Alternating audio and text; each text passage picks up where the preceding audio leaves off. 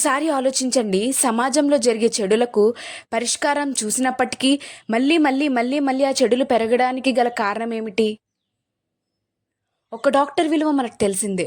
ఒక డాక్టర్ అంటే ఎంతోమంది ప్రజలు ఎన్నో రకాల వ్యాధులతో బాధపడుతూ ఉంటే, వారిని ఆ వ్యాధుల నుంచి రక్షించడానికి నిరంతరం ప్రయత్నించేది ఒక డాక్టర్. మరి అలాంటిది ఈరోజు ఒక డాక్టర్‌ని, ఒక పీజీ మెడికల్ స్టూడెంట్‌ని రేప్ చేసి మర్డర్ చేయడం జరిగింది. ఇలాంటి సంఘటనలు కొంతకాలం నుండి మనం వింటూనే ఉన్నాం. పరిష్కారం ఉంటే సమస్య ఉండకూడదు కదా! పరిష్కారం అంటే తప్పు చేసిన వ్యక్తిని శిక్షిస్తే, మళ్ళీ అలాంటి తప్పు జరగకుండా ఉండాలి కదా! తప్పు చేసిన వ్యక్తిని శిక్షించడమే కాదు, అలాంటి తప్పుడు ఆలోచనలు వచ్చే ప్రతి మనిషిలో ఆ ఆలోచనలు అరికట్టాలి.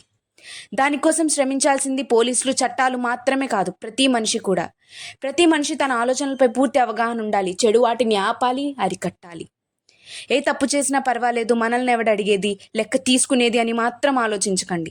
నిన్ను సృష్టించినోడు ఈ జీవితం గురించి అడగకుండా ఉండడు, లెక్క తీసుకోకుండా ఉండడు. ఆ సృష్టికర్త ఇచ్చే శిక్ష అన్ని శిక్షల కంటే భయంకరమైంది. మరి ఇలాంటి చెడులకు పాల్పడే వ్యక్తిని మనం ఖచ్చితంగా కఠినంగా శిక్షించాలి. అలాగే ప్రతి మనిషి కూడా తన చెడు ఆలోచనలతో దూరంగా ఉండాలి. ఆలోచన మారినంత వరకు సమాజంలో చెడులు పోవు. మేల్కో మిత్రమా, భయపడు, నీ సృష్టికర్తకు భయపడు.